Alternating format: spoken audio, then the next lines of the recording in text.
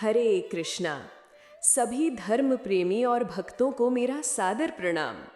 आज का ये वीडियो आपके जीवन को अध्यात्म और भक्ति से जोड़ने वाला है, क्योंकि आज हम बात करने जा रहे हैं एक ऐसे महीने की जो सिर्फ पंचांग का हिस्सा नहीं बल्कि पूरे वर्ष की आध्यात्मिक यात्रा की दिशा तय करता है।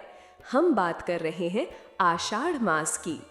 इस वीडियो में हम जानेंगे आषाढ़ मास 2025 में कब से कब तक है, इस मास में क्या करें और क्या नहीं करें, कौन कौन से शुभ व्रत, पर्व और त्योहार इस महीने में आते हैं, चातुर्मास कब से शुरू होता है और इसका महत्व क्या है, और अंत में जानेंगे वो 5 बेहद जरूरी बातें जिनका ध्यान रखना इस महीने में बेहद शुभ और आवश्यक माना गया है।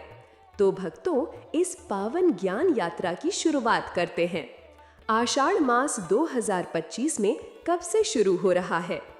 आषाढ़ मास 2025 में 12 जून से शुरू होकर 10 जुलाई 2025 तक रहेगा, उत्तर भारत के अनुसार। दक्षिण भारत में ये कुछ दिन पहले शुरू हो सकता है, क्योंकि वहाँ अमावस्यांत पंचांग चलता है। आषाढ़ मास हिंदू पंचांग का चौथा महीना है और इसे वर्ष का अत्यंत धार्मिक और आध्यात्मिक महीना माना जाता है, क्योंकि इसी मास से चातुर्मास की शुरुआत होती है। एक ऐसा काल जब स्वयं भगवान विष्णु योग निद्रा में चले जाते हैं। तो भक्तों, आषाढ़ मास के शुभ व्रत और त्योहार। इस मास में कई प्रमुख धार्मिक पर्व और उपवास आते हैं जो आत्मा को शुद्ध करने वाले माने जाते हैं। एक योगिनी एकादशी 21 जून 2025। इस दिन व्रत करने से 84 लाख योनियों से मुक्ति और सभी पापों का प्रायश्चित होता है। 2 देवशयनी एकादशी या पद्मा एकादशी 5 जुलाई 2025।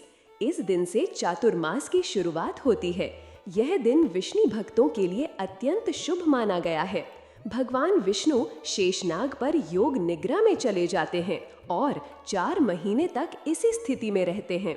इस व्रत को करने से समस्त पाप समाप्त होते हैं और मोक्ष की प्राप्ति होती है। 3 गुरु पूर्णिमा 10 जुलाई 2025।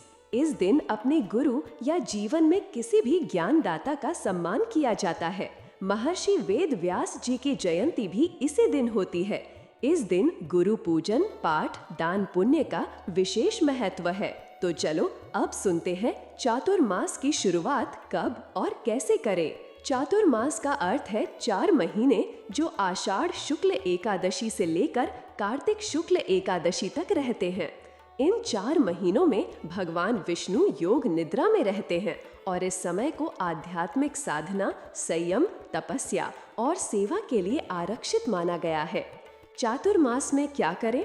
4 महीने तक व्रत रखें, खासकर एकादशी व्रत। कथा श्रवण, भागवत पाठ, भगवत गीता का अध्ययन करें। मांस, मदिरा, अनाचार का त्याग करें। ब्रह्मचर्य का पालन करें। तुलसी सेवा, ब्राह्मण सेवा, गौ सेवा करें। इस दौरान क्या न करें? कोई मांगलिक कार्य न करें।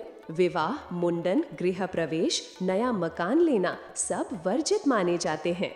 भक्तों, आषाढ़ मास का यह समय हमारे लिए एक आध्यात्मिक तप और आत्मा की शुद्धि का अवसर है।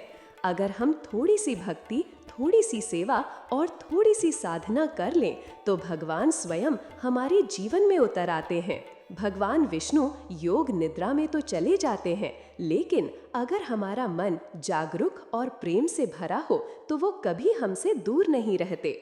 इसलिए आओ इस आषाढ़ मास को सिर्फ पंचांग की एक तिथि न माने, बल्कि एक आत्मिक संकल्प माने, एक शुरुआत, एक नई दिशा की ओर।